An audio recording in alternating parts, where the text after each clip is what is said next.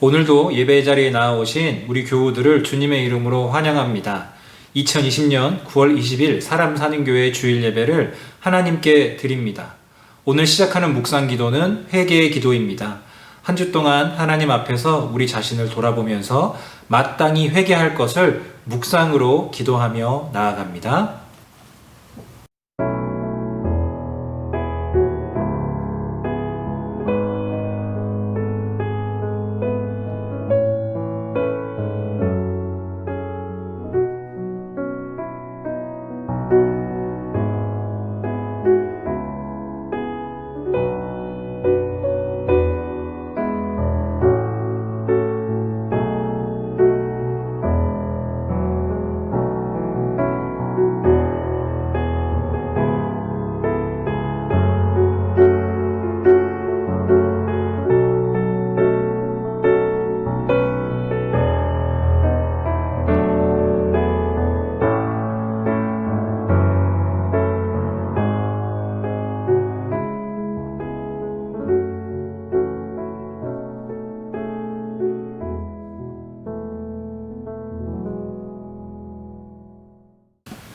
사도신경으로 우리의 신앙을 고백합니다.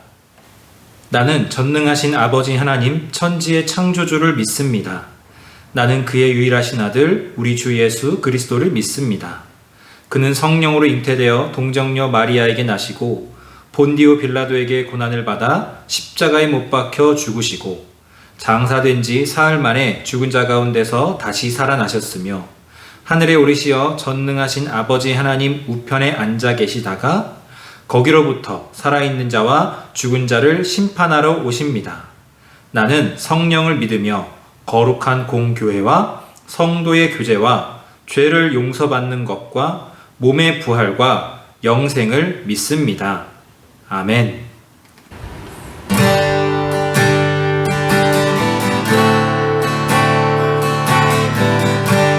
내 영혼의 그 깊은 데서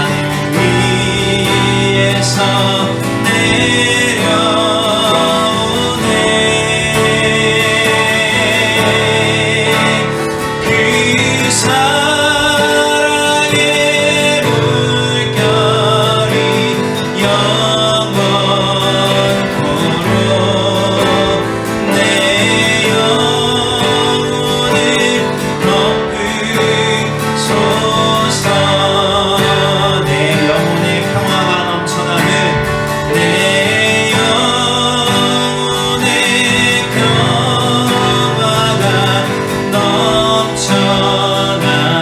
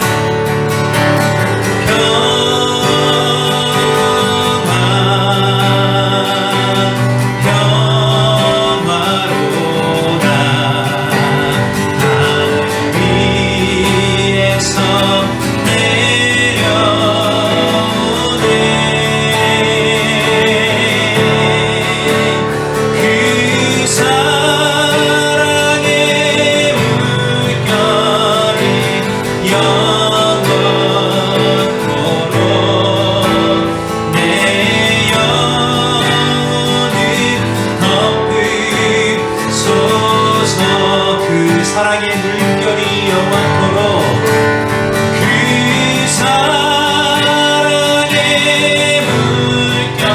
물결이 영원토록 내 영혼을 덮으소서.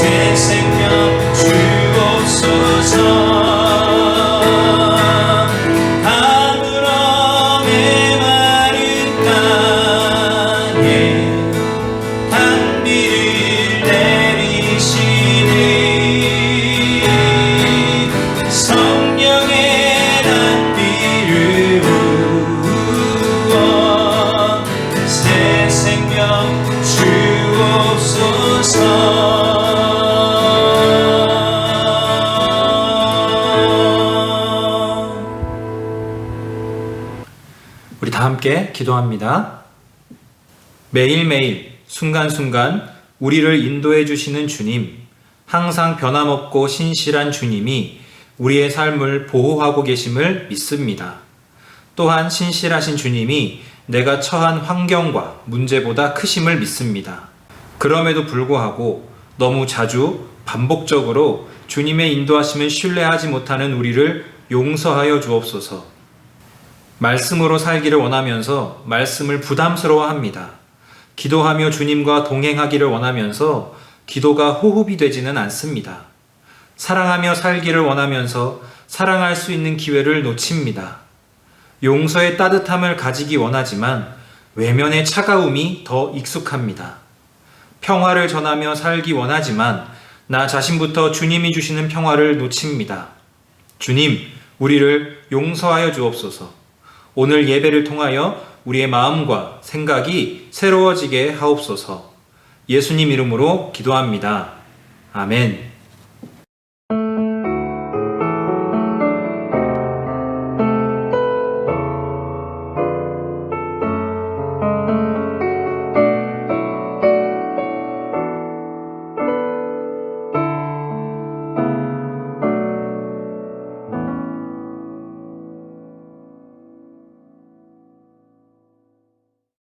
오늘의 말씀은 요한복음 14장 25절에서 31절까지입니다.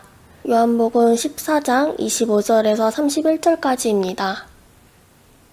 내가 너희와 함께 있는 동안에 나는 이 말을 너희에게 말하였다.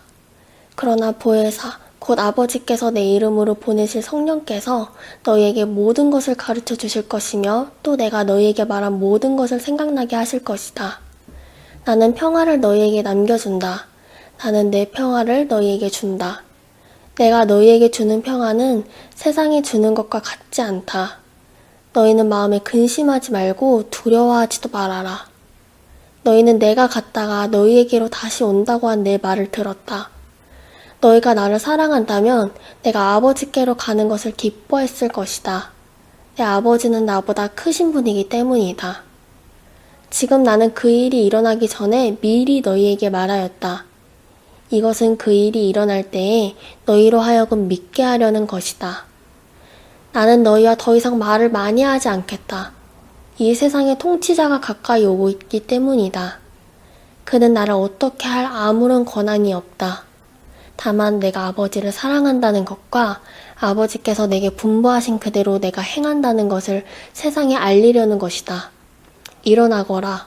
여기에서 떠나자. 아멘. 한 주 동안 하나님 안에 잘 거하셨습니까?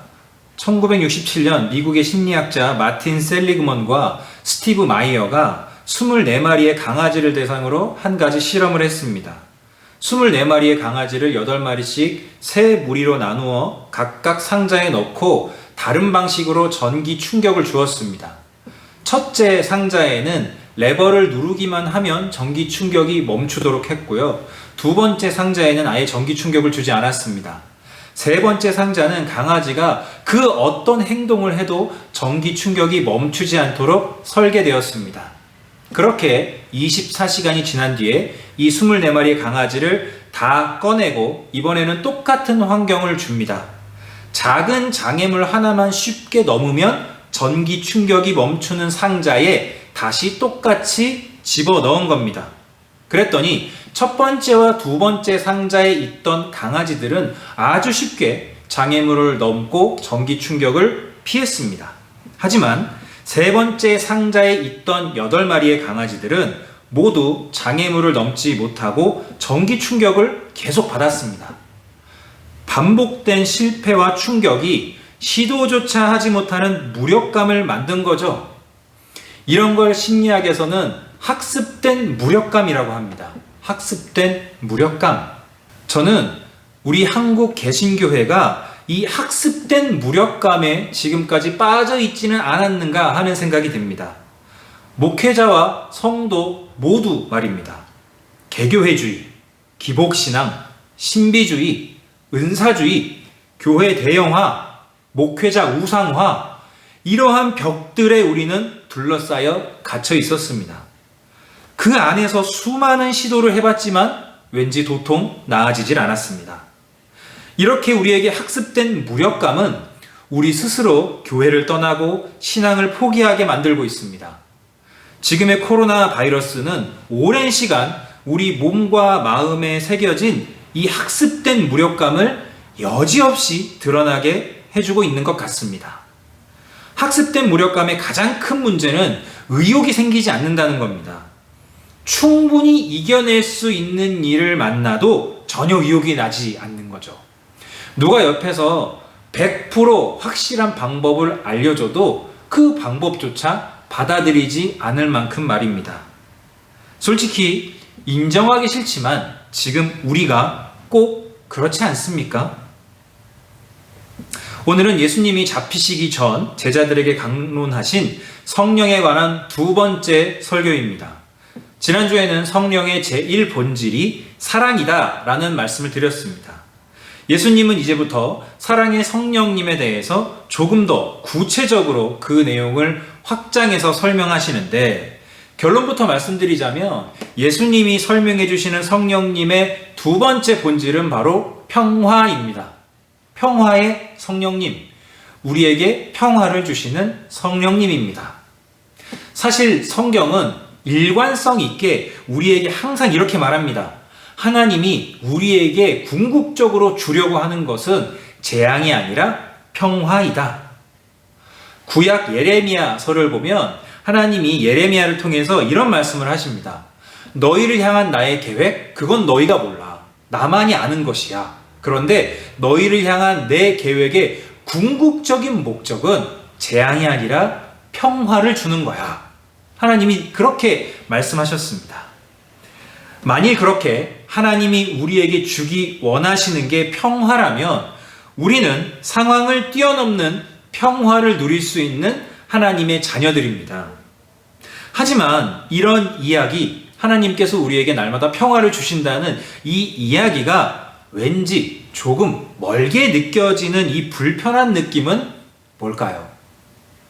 환경이 조금만 무너져도 평화를 누리지 못하는 우리의 모습을 볼 때 뭔가 학습된 무력감, 그런 것이 우리에게 좀 있는 것 같지 않습니까?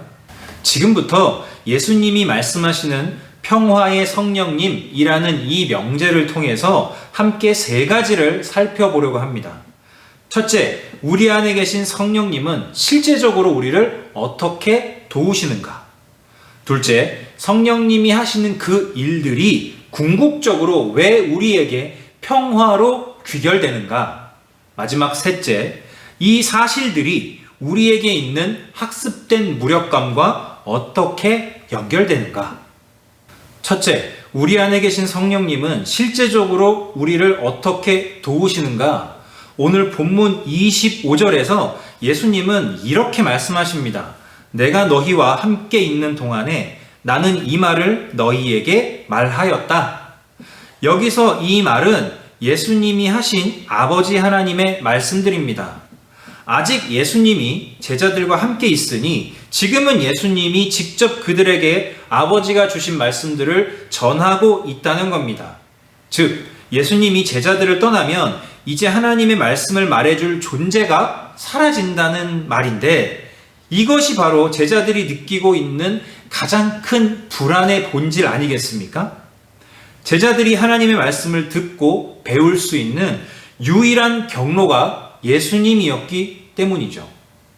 제자들이 느끼는 이 불안감에 대해 예수님이 제시하는 해결책이 바로 성령님입니다. 오늘 본문 말씀 26절입니다. 오늘 본문 말씀 26절 제가 읽겠습니다. 그러나 보혜사 곧 아버지께서 내 이름으로 보내실 성령께서 너희에게 모든 것을 가르쳐 주실 것이며 또 내가 너희에게 말한 모든 것을 생각나게 하실 것이다. 걱정 말아라. 내가 너희에게 보낼 성령님이 나를 대신해서 너희에게 모든 것을 가르쳐 주실 것이다. 성령님이 예수님과 동등한 역할을 해주신다는 겁니다. 바로 가르쳐 주시는 스승의 역할인 거죠. 가르쳐 주시는 스승 역할. 내가 너희에게 말한 모든 것을 생각나게 하신다. 예수님이 제자들에게 말한 것이 누구의 말이었죠? 예수님은 계속 반복해서 말씀하셨잖아요. 내가 하는 말은 나의 말이 아니라 아버지의 말이다. 아버지의 말씀이잖아요. 이걸 예수님이 계속 강조하셨단 말이에요. 그러니까 성령님도 예수님이 하신 것처럼 아버지 하나님의 말씀으로 우리에게 모든 것을 가르쳐 주시는 스승이다. 이 말입니다. 우리 안에 계신 성령님이 실제적으로 우리를 어떻게 도우시는가에 대한 답, 이건 매우 간단합니다. 우리 안에 계시면서 우리를 가르쳐 주시는 스승, 선생님인 거죠. 예수님이 제자들에게 그러셨던 것처럼 말입니다. 그럼 두 번째, 성령님이 우리 안에 계시면서 우리를 가르쳐 주신다는 이 개념이, 성령이 우리의 스승이라는 이 개념이 궁극적으로 왜 우리에게 평화라는 결론으로 귀결되는가? 오늘 본문 27절인데 한번 같이 읽어보겠습니다. 오늘 본문 말씀 27절입니다. 성경 보시면서 저와 여러분 같이 천천히 읽겠습니다. 시작. 나는 평화를 너희에게 남겨준다. 나는 내 평화를 너희에게 준다. 내가 너희에게 주는 평화는 세상이 주는 것과 같지 않다. 너희는 마음에 근심하지 말고 두려워하지도 말아라. 지금 27절에서 예수님이 반복하여 강조하고 계신 단어가 뭐죠? 평화입니다. 평화. 평화를 너희에게 남겨준다 라는 이 표현은 이 평화가 예수님이 제자들에게 보내주실 성령님을 지목한다는 걸 의미하는데, 여기서 중요한 게 있습니다. 여기서 중요한 게 있는데 그냥 평화가 아니라 내 평화를 너희에게 준다는 겁니다. 그냥 평화가 아니라 내 평화를 너희에게 준다. 내가 주는 내 평화는 세상이 주는 것과 같지 않다. 그래서 이 평화를 너희가 얻는다면 근심도 두려움도 없을 것이다. 지금 예수님이 하시는 말씀의 내용을 우리가 제대로 이해하기 위해서는요, 두 가지 단어, 두 가지 표현을 우리가 짚고 넘어가야 됩니다. 먼저 문제의 단어 평화입니다. 우리가 생각할 때 평화란 평온한 상태겠죠. 뭐 특별한 문제가 없는 상태잖아요.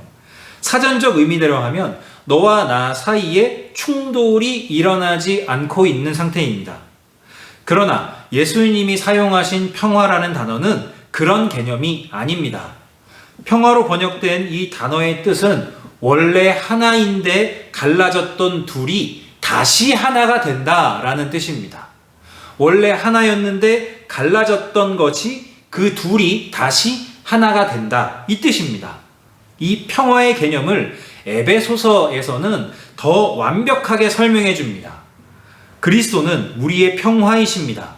그리스도께서는 유대 사람과 이방 사람이 양쪽으로 갈라져 있는 것을 하나로 만드신 분입니다. 원래 하나인데 갈라진 양쪽을 다시 하나로 만드는 게 예수님이 말씀하시는 예수님의 평화, 내 평화인 겁니다. 그러니까 단순히 충돌이 일어나지 않는 개념, 이걸 조금 뛰어넘는 거죠. 그게 지금 보이시죠? 또 하나의 단어, 이 평화가 바로 세상이 주는 것과 같지 않다라고 할 때의 이 같다라는 단어입니다. 이 같다라는 단어는 마치 무엇처럼 또는 무엇과 같은 방식으로 라는 뜻인데, 즉 내가 너희에게 주는 내 평화는 마치 세상이 주는 것처럼 주어지는 평화는 아니다. 세상이 주는 것과 같은 방식으로 주어지는 평화가 아니다. 이런 말입니다. 여기까지만 한번 정리해 봅니다. 성령님이 우리 안에 계시면서 우리의 스승이 되셔서 모든 것을 가르쳐 주십니다. 특별히 하나님의 말씀을 가르쳐 주시는 스승님이 바로 우리의 성령님입니다. 이런 성령님의 도우심은 우리가 하나님과 하나가 되는 참된 평화의 상태를 만들어냅니다. 이건 당연히 세상의 방식이 아니죠. 세상이 주는 것과 같지 않죠. 그럼 자연스럽게 오늘의 세 번째 질문으로 넘어갑니다. 이러한 사실들이 이러한 사실들, 성령님이 우리의 스승이고 그 성령님이 우리에게 주시는 평화가 세상이 주는 것과 같지 않은 우리가 하나님과 다시 하나가 되는 그 평화인데, 이 사실이 우리에게 있는 학습된 무력감과 어떻게 연결되는가? 자, 들어보세요. 성령님이 우리 안에 계십니다. 분명하게 계십니다. 우리를 가르쳐 주시는 스승님으로 우리 안에 계십니다. 또한 우리를 가르쳐 주셔서 우리가 하나님과 하나가 되는 참된 평화의 상태를 만들어 주십니다. 마음의 근심과 두려움을 떨쳐버릴 수 있도록 말입니다. 그래서 성령님은 평화의 성령님이다. 이게 지금 예수님이 하시는 말씀의 결론입니다. 자, 그럼 우리 자신을 한번 진단해 봅시다. 정말 그렇습니까? 예수님이 말씀하시는 평화의 성령님을 우리는 느끼고 살아갑니까? 정말 평화를 느끼며 사냐고 제가 질문하고 있는 겁니다. 예수님의 이 말씀과 우리의 삶이 뭔가 공식은 아는데 응용 문제만 나오면 풀지 못하는 수학 문제와도 비슷하지 않습니까?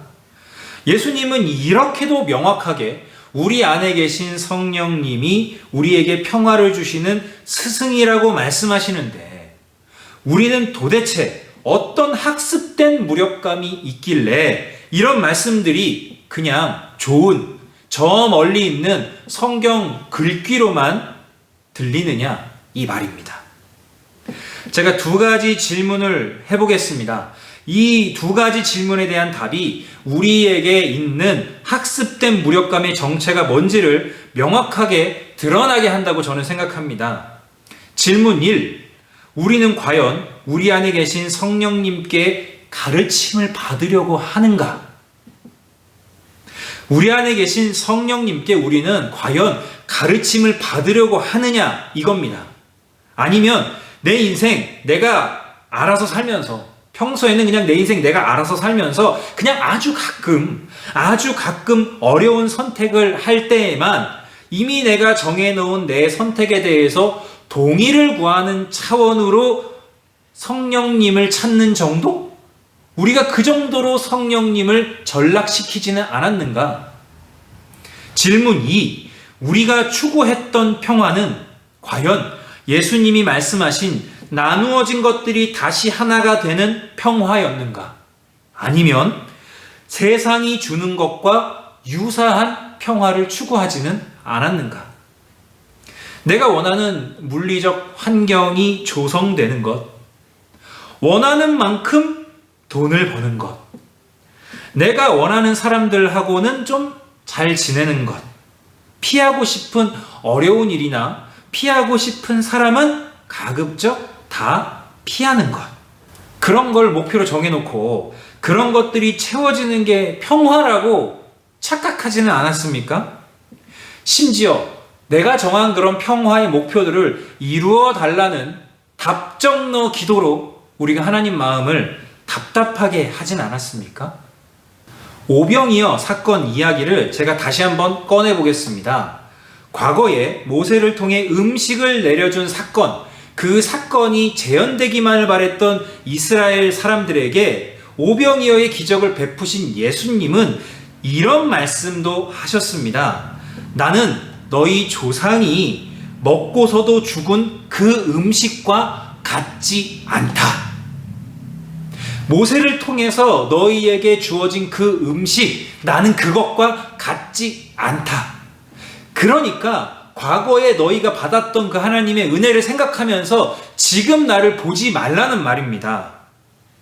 이전에 베푸신 하나님의 은혜가 재현되기만을 목매어 기다리는 그들의 집착을 예수님이 지적하신 겁니다. 왜? 예수님이라는 존재, 우리 안에 계신 성령님이라는 존재는 지금까지 우리를 인도해 오셨던 대로만 인도하시는 게 아니라 그것을 뛰어넘어서, 과거의 은혜를 뛰어넘어서 앞으로는 우리를 헤아릴 수 없는 방법과 은혜로 더 놀랍게 인도해 주실 평화의 하나님이시니까 더 놀랍게 우리를 인도하실 하나님을 기대하며 살라는 예수님의 호소 아니겠습니까? 지금 오늘 본문 말씀과 오병이어의 말씀이 똑같거든요. 내가 너희에게 주는 평화는 세상이 주는 것과 같지 않다. 나는 너희 조상이 먹고서도 죽었던 그 양식과 같지 않다. 예수님이 똑같은 표현을 쓰시면서 앞으로의 미래의 인생을 하나님을 기대하면서 살아도 된다. 이런 말씀을 하고 계신 겁니다. 우리가 성령님이 주시는 평화를 느끼지 못하는 이 지독한 학습된 무력감은 환경 때문이 아닙니다. 하나님 때문도 아닙니다. 하나님, 왜 이런 환경을 주셔서 저를 이렇게 극도로 불안하게 하십니까? 이러한 고백은 진짜 최악입니다. 최악입니다. 내가 내 안에 계신 성령님을 나를 가르쳐 주시는 스승님으로 인식하지 않았기 때문입니다. 그렇게 인식하지 않았으니까 성령님을 스승님으로 존중하는 것, 그건 기대할 수도 없죠. 그러니 내가 추구했던 평화는 예수님이 우리에게 주시려는 평화와는 아주 멀었던 겁니다. 평화를 주시는 성령님에 대한 무지함과 거기에서 나온 무례 플러스 참된 평화에 대한 우리의 왜곡된 생각, 이 두 가지로 인해 우리는 우리 스스로 학습된 무력감 안에 갇히는 겁니다. 저는 요즘 코로나 때문에 오히려 하나님이 더 기대가 됩니다. 조금 이상하게 들릴 수 있겠지만 진짜로 그렇습니다. 이 상황 이겨낼 수 없다, 저는 그런 생각이 들지 않습니다. 물론 코로나 이전의 과거로 돌아가는 것을 저는 전혀 기대하지 않습니다. 그리고 그것이 회복이라고 생각하지도 않습니다. 하나님이 우리를 분명하게 인도해 주시잖아요. 그렇다면 지금의 이 어려움도 우리는 분명히 이겨낼 수 있을 겁니다. 다만 우리가 생각해야 하는 것은 이것입니다. 과거에 하나님이 베푸셨던 은혜, 그걸 생각하는 게 아니라 우리가 이 훈련의 시간들을 잘 지났을 때에 하나님께서 새로운 길로 우리를 어떻게 인도해 주실까? 이전의 은혜가 생각나지 않도록 더 큰 은혜를 하나님께서 주실 것 같은데 그것이 무엇일까? 이 기대감이 저는 요즘 자꾸 제 마음 안에서 계속 올라오고 있습니다. 왜? 이 한 가지를 붙잡기 때문입니다. 하나님은 우리에게 평화를 주기 원하시는 분이기 때문입니다. 잠깐의 제한이 있을 수는 있죠. 잠깐의 시련이 있을 수는 있죠. 그러나 궁극적으로 하나님이 우리에게 주기 원하시는 것은 재앙도 아니고 시련도 아니고 더 나은 평화, 더 좋은 평화, 이전에 누리지 못했던 더 좋은 평화, 나누어진 것이 하나가 되는 그런 예수님의 평화, 우리가 하나님과 하나가 되는 진짜 평화, 마찬가지로 무너진 인간관계도 다시 연결되는 평화, 나를 통해 갈라졌던 사람들이 다시 하나가 되는 그런 평화, 그 평화를 주시기 위해서 예수님은 우리에게 성령님을 스승으로 우리 안에 보내주셨다는 겁니다. 우리 안에 계신 성령님은 스승이 되셔서 우리가 참된 평화 안에 머물도록 우리를 가르쳐 주십니다. 가르쳐 주십니다. 그 성령님을 스승님으로 우리가 존중해 드렸습니까? 우리 안에서 우리의 스승, 성령님이 주시는 평화는 세상이 주는 평화와 같지 않습니다. 그러니 세상이 주는 평화를 우리는 조금 가짜게 봐도 괜찮습니다. 성령님이 주시는 평화는 세상이 주는 평화처럼 그런 가짜는 종류가 아니기 때문입니다. 그래서 이 말씀을 준비하면서 그런 믿음이 우리에게 있었으면 좋겠다라는 생각이 들더라고요. 이상하게 듣지 마세요. 가짜는 믿음, 가짜는 믿음. 세상이 주는 평화를 가짜게 보는 믿음. 그리고 예수님, 내 안에 계신 성령님이 주시는 진짜 평화, 내가 하나님과 하나 되게 만들어주시는 그 평화를 세상의 평화와 같지 않게 보는 믿음, 가짜는 믿음. 그 믿음이 저와 우리 교우 여러분 한 사람 한 사람에게 꼭 있었으면 좋겠습니다. 지금처럼 우리 마음이 우울하고 힘들고 평화가 막 무너지는 상황, 이런 상황에 저는 이 가짜는 믿음이 우리에게 꼭 필요하다고 확신합니다. 우리 말씀을 생각하면서 함께 같이 기도하겠습니다. 두 번에 나눠서 기도할 텐데요. 첫 번째 기도할 것은요, 주님, 내가 성령님을 이제 제대로 깨닫기를 원합니다. 그동안 내가 성령님을 내 안에 계신 나를 가르쳐 주시는 스승님으로 인식하지 않았던 나의 무지함과 무례를 반성합니다. 성령님을 나를 가르쳐 주시는 참 스승이시오 하나님으로 내가 존중하며 살기를 원합니다. 우리 이렇게 같이 한번 기도하겠습니다.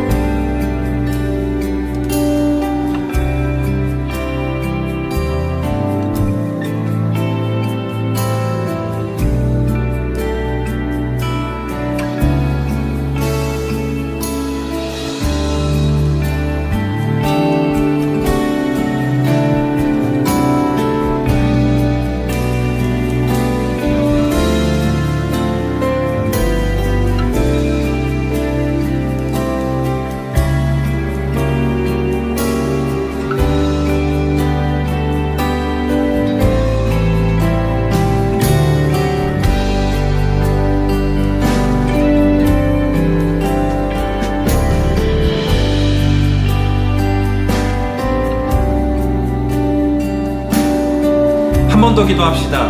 성령님의 인도하심에 순종하면서 나누어진 것이 하나 되는 성령님이 주시는 참된 평화를 내가 주님 누리길 원합니다. 주님이 주시는 평화가 세상이 주는 것과 같지 않음을 내가 신뢰합니다. 세상이 주는 가짜 평화를 내가 가짜게 여기기를 원합니다. 그래서 내가 가짜는 믿음을 가지기를 소망하고 내 안에 있는 이 학습된 무력감이 이제는 내 안에 계신 성령님을 의지함으로 말미암아서 사라질 수 있도록 나를 힘있게 이끌어 달라고 우리 다짐하면서 그렇게 한 번 더 기도하겠습니다.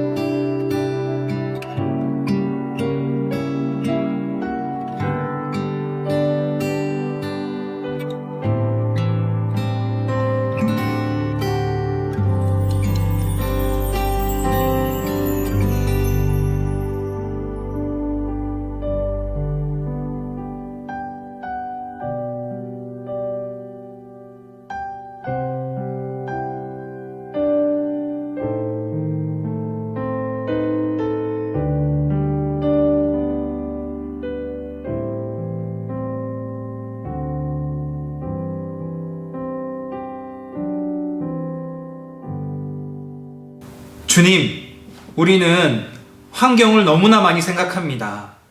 환경이 너무나 중요하다고 말합니다. 그래서 내가 원하는 그 환경들이 내가 원하는 수준으로 이루어져야만 우리는 그 안에서 평화를 느끼려고 합니다. 그런데 우리 안에 오셔서 우리를 말씀으로 가르쳐 주시는 그 평화의 성령님, 그 성령님이 주시는 평화, 둘이 나누어진 것이 다시 하나가 되는, 내가 하나님과 다시 하나가 되는 그것만이 진짜 예수님이 주시는 참 평화라는 것을 오늘 말씀을 통해서 우리가 깨닫습니다. 그리고 우리 안에 계신 성령님이 우리가 필요할 때만 가끔 찾는 대상이 아니라 우리 안에서 우리를 가르쳐 주시는 스승님, 우리가 항상 먼저 존중해야 하고 먼저 물어봐야 할, 먼저 의견을 들어야 할 그 존재가 우리 안에 계신 성령님인 것을 우리가 이제는 명확하게 인식하고 존중하며 살기를 간절히 원합니다.